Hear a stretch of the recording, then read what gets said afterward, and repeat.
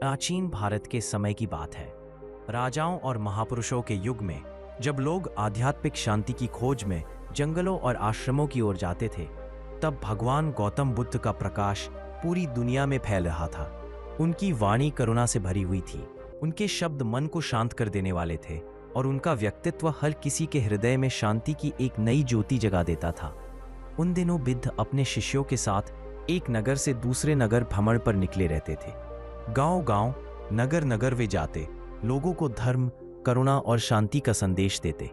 जो भी उनके उपदेश सुनता, उसका जीवन बदल जाता। लेकिन हर किसी के मन में श्रद्धा ही हो, यह जरूरी नहीं। कुछ लोग उनसे प्रभावित होते, तो कुछ लोग उनसे ईर्ष्या और क्रोध भी रखते। इसी क्रम में एक बार बुद्ध अपने शिष्यों के साथ एक नगर पहुंचे। वहां उनका स्वागत करने के लिए हजारों लोग उमड़ पड़े। भीड़ में हर कोई बुद्ध के दर्शन करना चाहता था, उनके चरण स्पर्श करना चाहता था और उनकी वाणी सुनना चाहता था।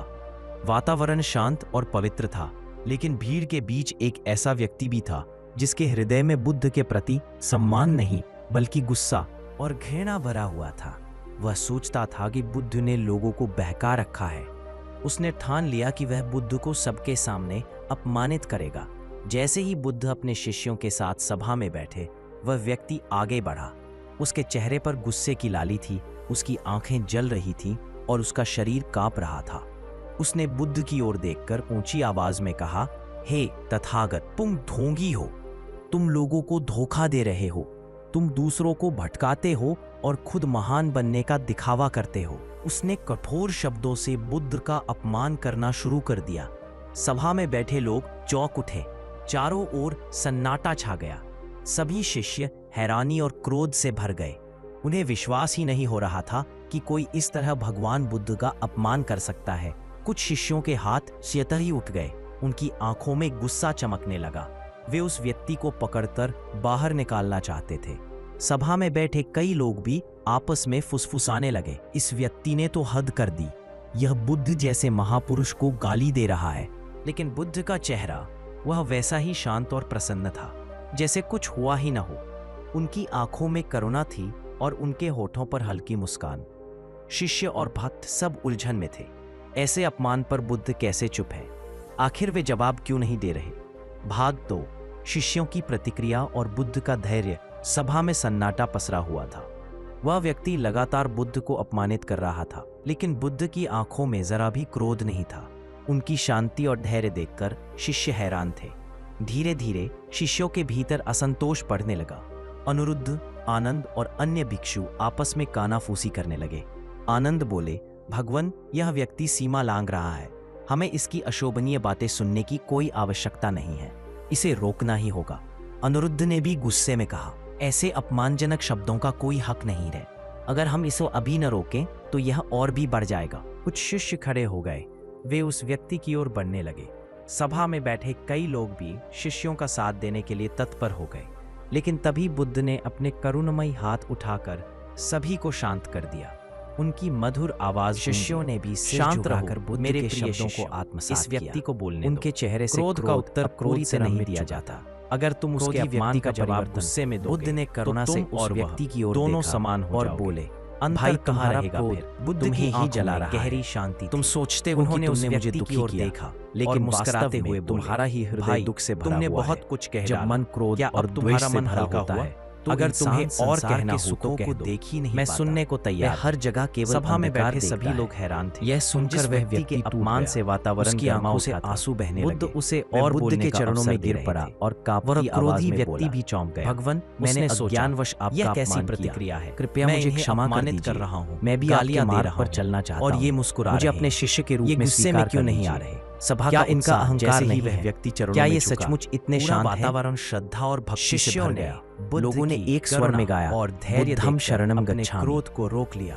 धीरे धीरे वे फिर से बैठ गए, लेकिन उनके हृदय में जिज्ञासा और भी बढ़ गई थी। बुद्ध का प्रश्न, उपहार और अपमान सभा का वातावरण अब और भी गंभीर हो चुका था। वह क्रोधी व्यक्ति बुद्ध को देखकर अभी भी क्रोध से जल रहा था, लेकिन उसके मन में यह सवाल भी उठ रहा था कि आखिर कोई इंसान अपमानित होकर भी इतना शांत कैसे रह सकता है। बुद्ध ने उसकी आंखों में देखते हुए बहुत ही सहज स्वर में कहा, भाई, मैं तुमसे एक प्रश्न पूछना चाहता हूँ। यदि कोई व्यक्ति तुम्हें कोई उपहार दे और तुम उसे लेने से इनकार कर दो तो वह उपहार किसके पास रह जाता है? उस व्यक्ति ने थोड़ी देर सोचा और फिर हंसते हुए बोला, यह कैसी अजीब बात है। यदि कोई उपहार दे और दूसरा उसे ना ले तो वह उपहार तो उसी के पास रहेगा जिसने दिया है। बुद्ध ने मुस्कुराते हुए उत्तर दिया, बिल्कुल ठीक कहा तुमने। यही सिद्धांत अपमान और गाली पर भी लागू होता है। तुमने मुझे गालियां दी, मुझे अपमानित करने की कोशिश की, लेकिन मैंने तुम्हारे ये उपहार स्वीकार ही नहीं किए। तो अब बताओ, ये अपमान किसके पास? सभा में बैठे लोग चुप हो गए। हर किसी की आंखें बुद्ध पर टिकी थी। वह क्रोधी व्यक्ति हक्का बक्का रह गया। उसके हाथ कांपने लगे, होंठ सूख गए। वह सोचने लगा, मैंने सोचा था कि बुद्ध गुस्से में आकर मेरी बात का जवाब देंगे या मुझे दंड देंगे, लेकिन उन्होंने तो मेरे ही शब्दों को पलटकर मुझे आईना दिखा दिया। बुद्ध आगे बोले, मनुष्य वही बोझ उठाता है जिसे वह स्वीकार करता है। यदि तुम किसी के अपमान को स्वीकार न करो तो वह तुम्हारे हृदय को छू ही नहीं सकता।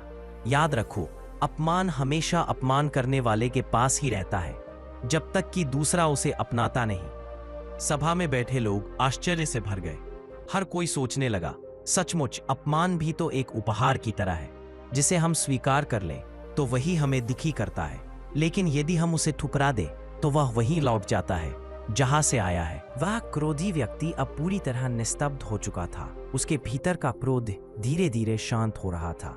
उसके माथे पर पसीना था, लेकिन उसकी आंखों में एक नई समझ चमकने लगी। भाग 4, अपमान का उत्तर, धैर्य और करुणा। सभा में एक अद्भुत मौन छा गया था।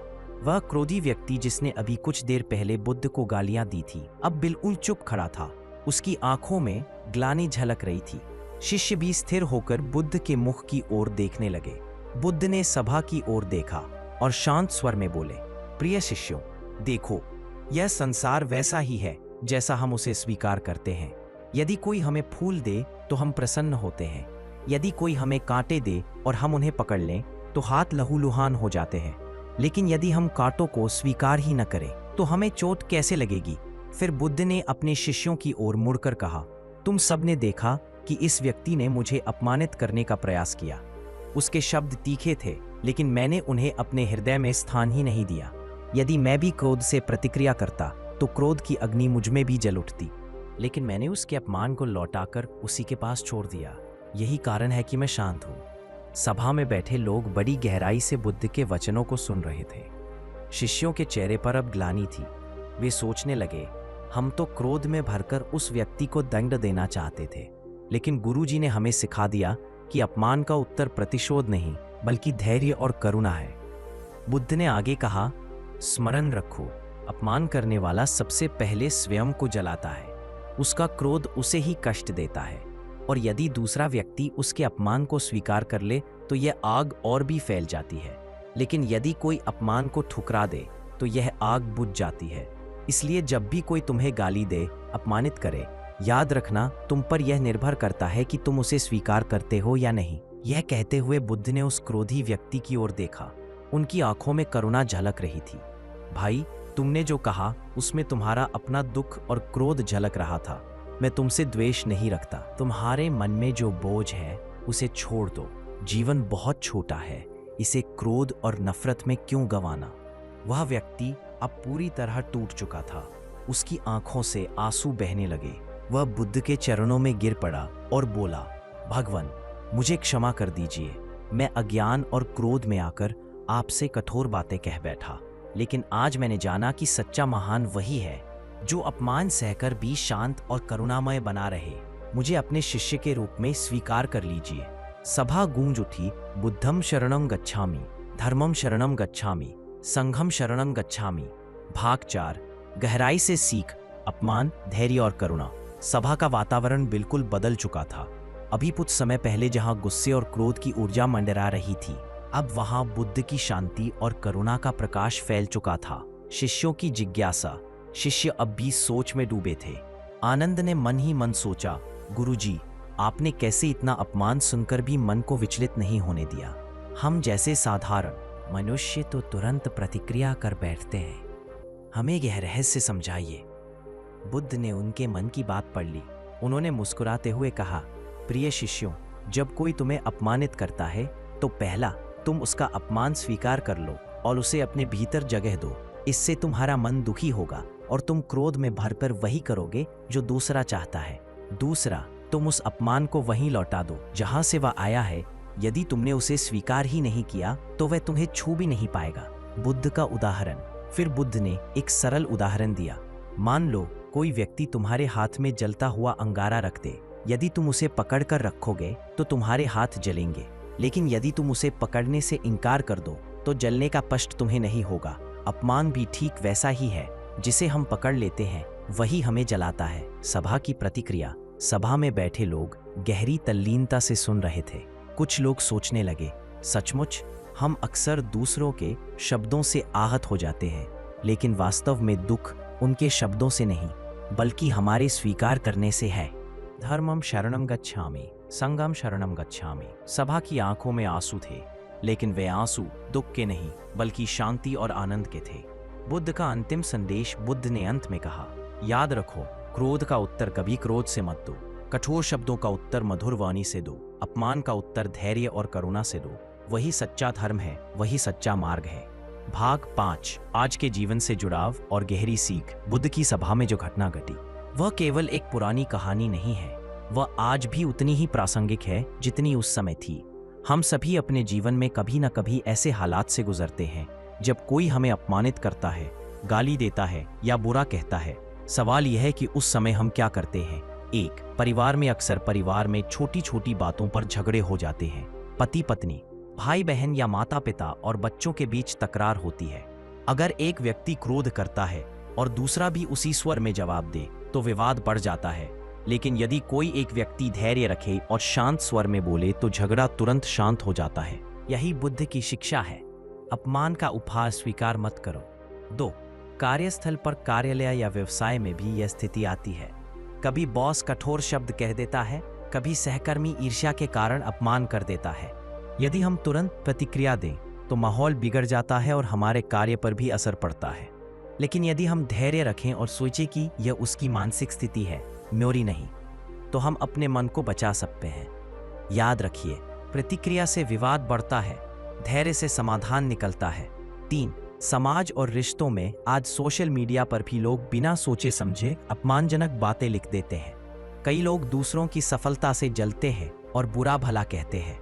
यदि हम हर टिप्पणी पर क्रोधित हो जाएं, तो हमारी शांति छिन जाएगी। लेकिन यदि हम बुद्ध की तरह मुस्कुराकर सोचें, यह अपमान उसी व्यक्ति के पास रहने दो, तो हम मानसिक रूप से मुक्त हो जाते हैं। 4. अपने भीतर। सबसे बड़ी बात यह है कि यह शिक्षा केवल दूसरों से नहीं बल्कि अपने भीतर भी लागू होती है। कभी कभी हम स्वयं को ही दोष देते रहते हैं। मैं असफल हूँ, मैं कमजोर हूँ, मैं कुछ नहीं कर सकता। ये भी आत्म अपमान के शब्द हैं। यदि हम इन्हें स्वीकार कर लें तो जीवन बोझिल हो जाता है, लेकिन यदि हम इन्हें अस्वीकार कर दें और सकारात्मक सोचें तो जीवन बदल सकता है। बुद्ध का कालातीत संदेश। बुद्ध ने हमें यही सिखाया।